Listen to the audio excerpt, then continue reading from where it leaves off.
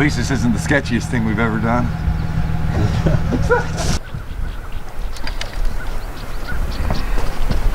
Just a whole bunch of Chatterbaits, spinnerbaits, jigs. I'm gonna fall in and I can't swim. I just throw that old junk right there. Oh, yes! How deep is it right here? 8 foot. 8? You said this place just filled with fish, right? Oh yeah, there's fish all in this. I've come up here and had 100 fish days. A chatterbait is one of those techniques to me that I'm just addicted to because I love the bite. You know, it's just like, and then just kind of mushes up. Yeah. I just love it. Well, in that certain someplace where the big smallmouth come from, that's exactly how that was. I was just reeling it in the tip of my rod, and then it just, and I was like, what? Do I set the hook or do I just pull? So I kind of done like a, I don't know, a Randall Tharp hook set, and just, when I done that, it looked like a green tarpon. Check this out. So I love Gamakatsu hooks. They've got this magic eye. It's got a pinched into it, so you can literally take it and just, it splits the split ring for you. And then just like that, you don't need split ring pliers. You don't need anything. Just like that's one. That O-ring. Just like that, rigged up. But seriously, comment if you know what that is. Say, yeah, it's a bladed jig. Brand. America. I know the trailer. I'd probably say it wrong, but What are you gonna say? How you pronounce it? it's a Gary Yummy Mojo. Those things are cold like steel. Silly. They like the rattle trap this morning. There's big ones in here. I know there's big ones in here. Concussed. Yeah.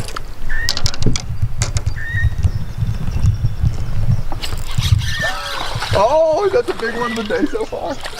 Did you just call that?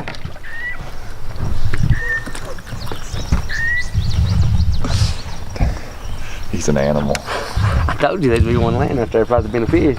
Of course, if I was a fish, I'd probably be somewhere where it's summer and 75. I'd be a marlin or something where the water never gets.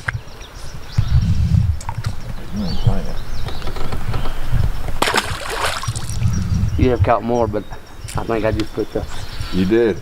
big bass You in did. You did. You got big fish so far. I ain't tripping. There ain't no reason to trick because you'll fall off in the water and get cold. I was pretty impressed by it. Boy, I was about. Just now? Yeah. Crickets are singing and lightning, but I can't swim, and he's making them sudden movements.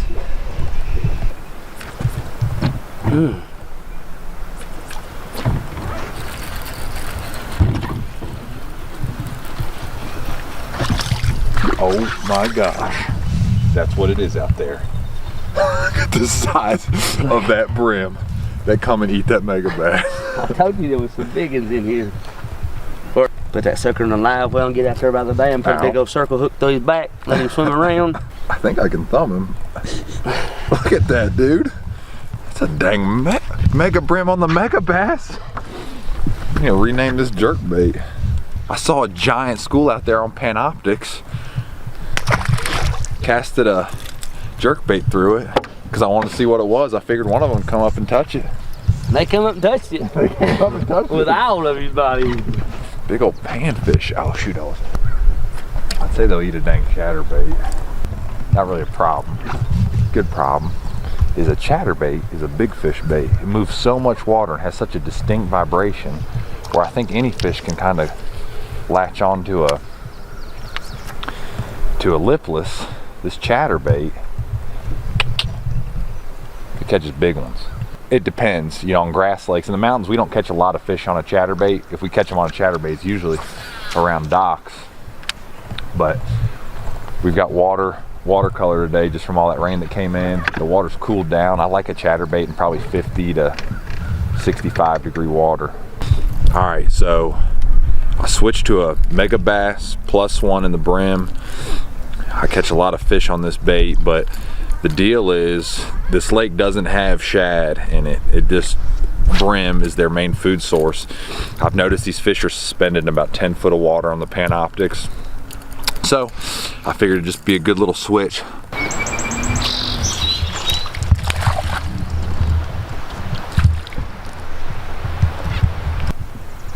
Look at the line swimming real slow. He had it for about 4 years.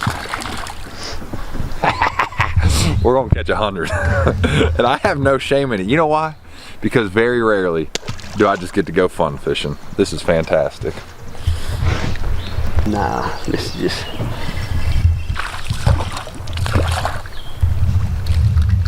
Oh, big. That will be a big fish one day. God, look how pale they are. How come?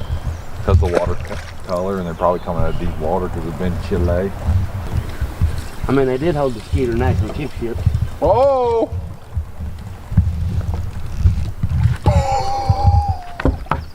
Story time. We opened up the store 4 years ago. Dreamcatcher's Fish and Supply. I started my business as Dreamcatcher Guides in college, and then saw a desperate need for a good tackle shop, like high-end stuff for bass fishermen, run by bass fishermen. So we're getting the store ready, and we're just, Dad and I are working every day, stocking it and stuff. Well, this fella comes around, named Rooster. Rooster, the old stud McGruff over here, and Rooster was helping us a ton with the store. Now we were super just lean, just trying not to spend a lot of money, and Rooster would help us, so we'd pay him with product.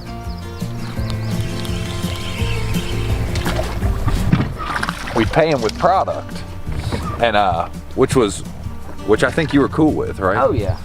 Well, I don't know, I don't think you had a job at the time. Rooster and I got real close, hanging out. We were going to church together, and honestly just getting real close. I even remember the text you sent me. You were like, man, I feel like your family. You remember that? And anyways, Rooster come up in some hard times. He wanted money. I want to say maybe like $300 is what it was. And as like collateral, because I think we'd been helping him financially with some stuff here and there. Did you just break off? Mm-hmm. Come up in hard times, and he needed like $300, so we gave him $300, and he gave us a fly desk, like a fly tying desk, where he'd tie flies and stuff. And anyways, we had it in the shop, and we were using it to feather hooks and stuff, and from what our agreement was, we thought that we were allowed to use it because we'd been feathering hooks before. He actually would feather hooks a lot in the store for us, for guys that came in and want custom hooks on their top waters and their swim baits and stuff. He said he'd pay us back $50. Was it a week or a month? A week. And first couple weeks, $50, no problem. And then we didn't see Rooster for a while. And then we ended up, he came in one day and wanted his fly desk back, and I was like, well, we want our money. And anyways, it was just a big fiasco. Anyways, we kind of kicked him out of the store. Not kind of, I mean, we kicked him out. He reached back out to a police officer, wanted to come by and apologize. Rooster came by, said sorry, we were buddy again. And then it just kind of kept happening like that, where he'd get mad, and then we'd get mad. And anyways, one day he was in there, and he kept talking, and I was like, I was not having it. I was in a bad mood or something. I said, Rooster, I'm gonna call the cops. You remember what you said? He said, I've been to prison and I ain't scared of the cops. The rest was history. I honestly just commenced to whooping his tail. And yeah. Was that accurate? Show them. Once again, this is my shop.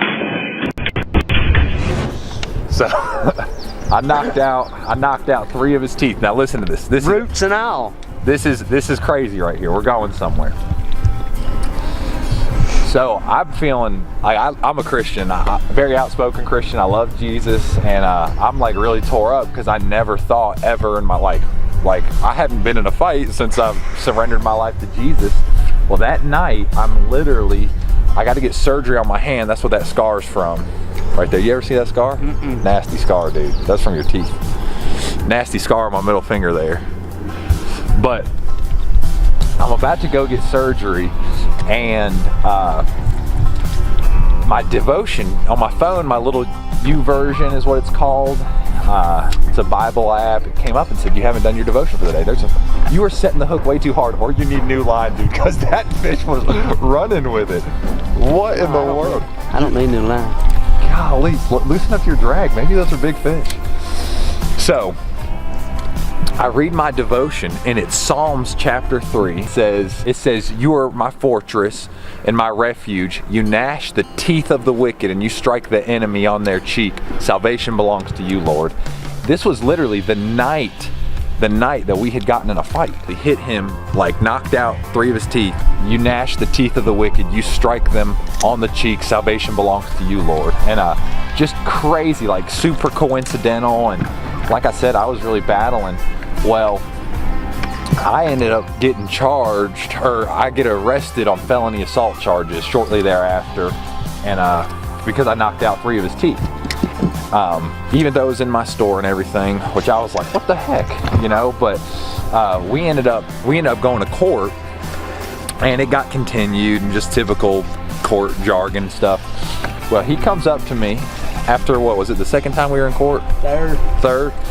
And he comes up to me, and he goes, hey man, I want to talk to you. And I was like, you know, well, I just didn't know what was going to happen. You didn't know what I was going to do. That's right. And he goes, hey man, I just want to tell you that I'm sorry for how I acted in your store. And it was crazy, but he said, thank you. Didn't you say thank you for whooping me because I needed it? Something like that. It was literally, but this was really, what was really cool is Josh ended up surrendering his life to Christ, I guess, shortly in that time period. And, you know, it's so interesting, even the progression of our relationship, you know, because I think so many times in our life we question like, wow, why did something happen? Or I'm really preaching to myself right now, but why did something happen? Or why did I have to go through something like this? And all that ended up, Rooster got back in his son's life. He got a great job. I mean, he's really turned his life around. I'm really proud of him to this day for that. And you know, he'll tell you, shoot, he ain't perfect, and I'll tell you I ain't perfect. We're both broken people in desperate need of a savior. And you know, it's just kind of crazy. I think about in 1 Corinthians, Paul talks about having the ministry of reconciliation. That word reconciliation or reconcile means to bring back into harmony. And you know, it's just cool. Like, Rooster was one of the first customers we ever had at the store. He was like a big helper at the store. And then, you know, now we're here, shoot, four years later, freezing. But crazy story. You know, just one that's just like, you just can't make, I feel like you just can't make something like that up. And I care a ton about this guy, and thankful for his friendship. You know, it's just crazy, only a God thing. So the whole story, I mean, you can't make that up. So that's like true Hollywood stories, Dave Chappelle. I'm like, that's true. I know, I'm like, you can't make that up. So anyways, that's the story. Now we're out here in 33-degree weather, freezing. Can't feel my hands. Trying to catch fish. Like I said, I don't remember getting in the Bronco. And then, you got a bleep button on there? Then the police calls me and says, hey, I need you to come get your teeth. No, hell no, you're bringing them to me. I'm not going nowhere. You don't understand, like, It was bad. I just had the hell knocked out of me several times, and I have 3 of my chompers gone, like roots and all. So I was probably, well, I've had my parcel now for probably 2 years. You would know. He'll remember them teeth long after I'm gone. Look at his hand every time. Oh yeah, I think about it every time I look at. I mean, every time I look at my hand, I think about that scar. It's crazy. Did it hurt? In the moment, no, because I was so hyped up on adrenaline. You know, it hurt like hell because I got a super bad infection from landing that sweet left hook on your jaw. I ended up getting a terrible infection. That's why I was sitting in the hospital getting surgery that night, man, because my freaking hand blew up like a balloon. You know, when you take a doctor's glove and blow up it, man, my hand was like that fat. Look at the line swimming. Look at this. I'm gonna set the hook right under the boat. Look at him. Where you going, hero?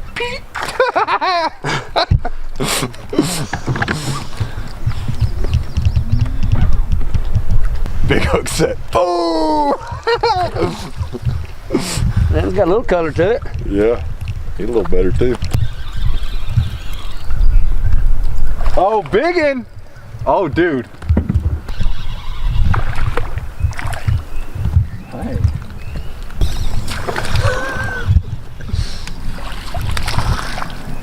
That's the key, just Flaunch, donkey. Get the net. Oh, big one. There he is. On the chatter.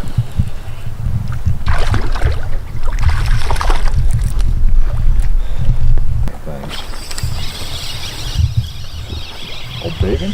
I ain't catching fish because I ain't getting back. You might want to tighten your drag after that.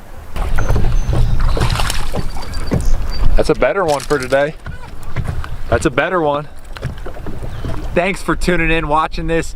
Man, what a fun day. Absolutely frigid morning and wind's still blowing a little bit, but we had a blast. Hey, do me a favor, subscribe in the bottom right-hand corner to our page for more awesome stories like our story, more fun fishing videos, tips and techniques, how to catch some fish. See you guys, have a great day.